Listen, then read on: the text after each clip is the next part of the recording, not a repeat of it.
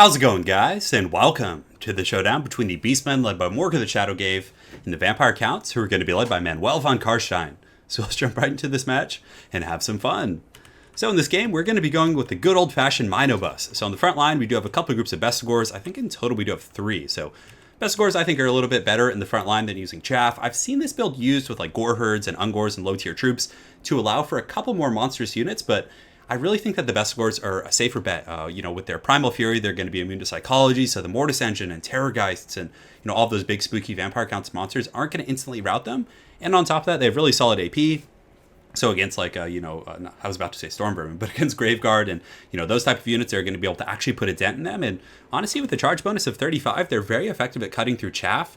And I really like the fact that they're so aggressive in, kind of the front end, because that's very conducive with the shock tactics of using Chaos Spawn and Giants and Minotaurs and things like that. So we have 3 Bestigor herds, and, obviously we could have had, more Chaff.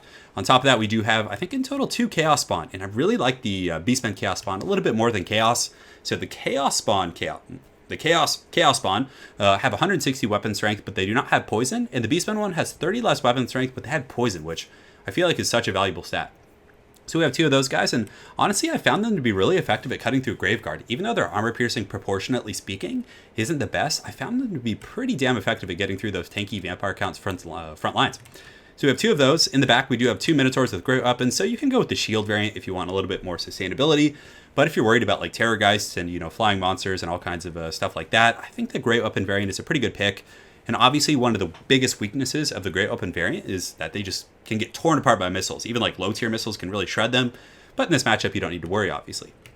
We have a Giant as well. So the Giant's another thing that can be interchangeable. If you want to cut the Giant, you can get like another group of Minotaurs in the front line and maybe get some Spears in the back. But the Vampire Counts tend to struggle with large targets. So I think just kind of getting as many scary beasts as you can is a good idea.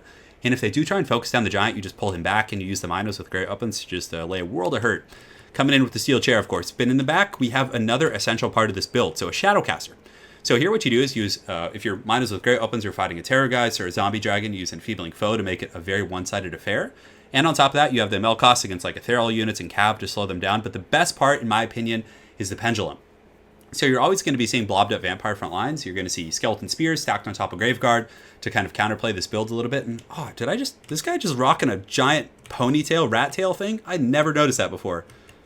Okay, sorry, that just totally, I don't even remember what I was talking about, but that is a mean freaking rat tail. Damn, thing is like straight up 90s. But anyways, yeah, you get what I'm saying. Pendulum, that kind of stuff. But for my opponent, he's got Fellbats here. He's got Fellbats here, which I think are pretty good. If I had gone with a more traditional Beastman build, having like Centaurs with throwing axes, Fellbats are extremely annoying to deal with. So I really like that pick for my opponent. And if I remember correctly, I think this was Zardar Total War playing under a different name. And if it is, make sure to go check out his channel. Over here, we do have Direwolves here, the Dire Pack, both very good picks against the Beast people. And his front line's solid. Zombies to absorb the initial shock of my Bestigors and, Chaos Spawn and stuff like that. Secondary line, he has Skeleton Spears, he has a Mortis Engine, and then it looks like he has 3 Graveguard, which, honestly, this army is really solid. He also has Manfred up in the air with Fate of Una, Spirit Leech. It looks like he does have Invocation and Raise Dead, and I think Doom and Darkness. Beasts are susceptible to terror routing, so definitely good stuff there, or, leadership issues, I should say.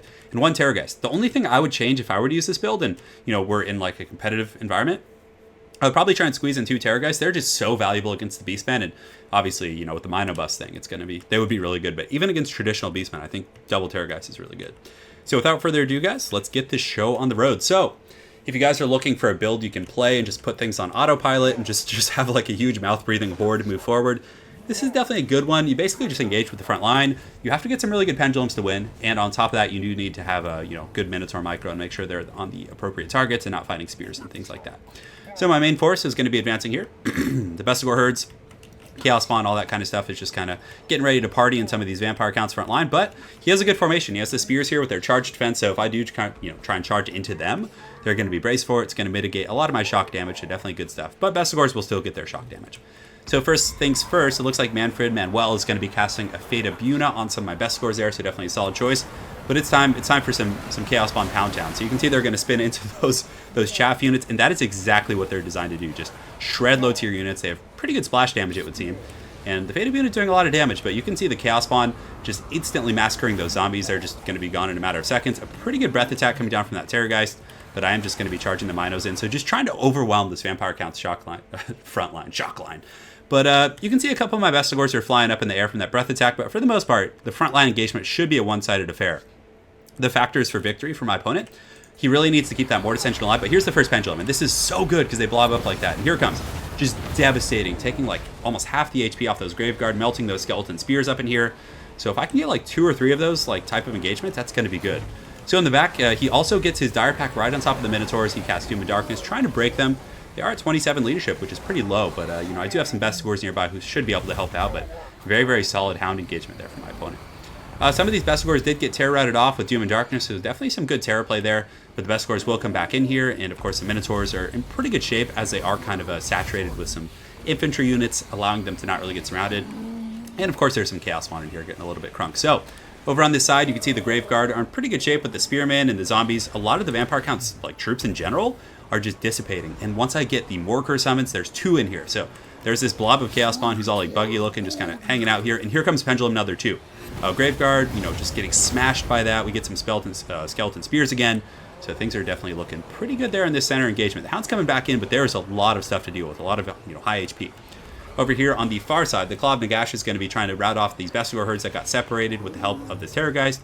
But I think Zardar realized that the Terrorgeist needed to come back in and maybe engage some of these targets. So the Terrorgeist does engage on these Minotaurs, but they are the one with great weapons. There's also some Chaos Spawn here that can apply poison.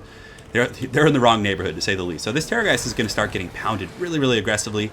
But he does pull in the Mortis Engine to help out a little bit, which definitely will. But, you know, now that Dad is home, we got the Big Poppy here, the Giant. He's going to start just laying an absolute pimp slapping here on this Terrorgeist. So it's starting to crumble, taking a lot of damage. Anti-large attacks from the Minotaur. The Giant just going to town with his 500+ weapon strength.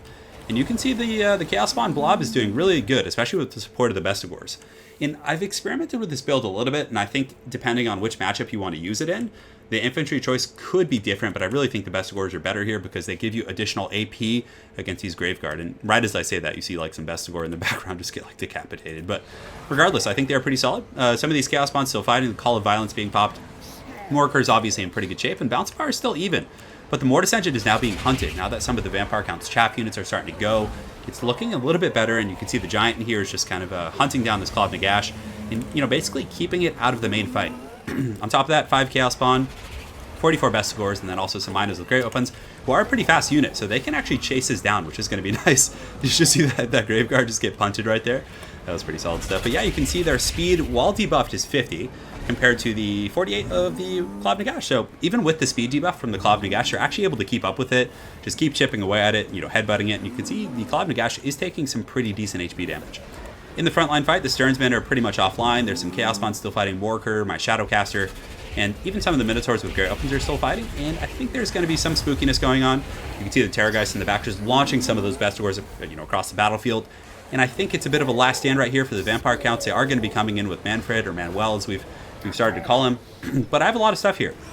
And even 5 Chaos Spawn, like, they still have a lot of stopping power. They're going to apply poison, hit for, you know, 100+ weapon strength even when they're poisoned. And these Minotaurs are basically just trying to hunt down this Claw of Nagash, but this, you know, part of the battlefield was very one-sided as well, with the Giant coming in, and obviously the Bestigors and Chaos Spawn were very, very able to kind of overrun that formation. So from here on out, you can see Manfred is at about 2,000 HP. The Claw of Nagash over here is at about 2,000, but pretty much everything I have on the battlefield is pretty well suited to take out the Claw of Nagash, and even if someone wanted to just draw kite and troll you, the Minotaurs would be able to catch them, like, eventually. Especially with the poison here, you can see its speed is going to be down to 37, give or take. So from here, that's going to be a little bit of a cleanup for the Beastmen. We do have the mighty Giant here, and I do like this build a lot against Vampire Counts. I think that if I had to think from the Vampire Counts perspective, I think having like a Blood Knight might, like, Blood Knights just massacre Minotaurs. So that might be something that's good. Blood Knights massacre Minotaurs. They're good against Giants. They're good against pretty much everything except the Bestigor herds in this situation here. But again, the double Terrorgeist is very strong as well. If you can get some really good timely charges, utilize their breath attacks, that can be pretty strong. And what you do is you get the Claw of Nagash, you bait like a big unit, you run away, it chases you out of the protective box of the Beastmen, and then you swoop with the double Terrorgeist. I found that to be really effective. Granted, yeah, it's a little bit trickier, and maybe keep some Skeleton Spears in the back line. Just, you know, if I do try and chase the Mortis Engine, they're going to be pulled into Spears, because the Spears just took so much damage from the Pendulums. But of course, like, it's pretty hard to avoid Pendulum play with the Vampire Counts, especially if you're using a Mortis Engine, but You can go with the double Terrorgeist. I do think this is a matchup in which the Blood Knights could work as well, like Blood Knights, Dire Pack, and then, you know, just a bunch of Skeleton Spears and Mortis Engine. Maybe even like a Flying Lord on a Zombie Dragon or something to give you a little bit more stopping power. I don't know. I'd have to experiment. Because honestly, I haven't really fought this Minotaur Chaos Spawn Giant Death Star yet. So, well, in a long time. Anyways, very well played to 19 CM. I think this battle actually took place in my stream. So, and I think Zardar might have said it was him. I'm not sure. But if he comments in the comment section below, you guys will know. And make sure to check out his channel. So, yeah, hopefully you guys enjoyed seeing the Chaos Cow in action. And we will see you guys next time. Take care.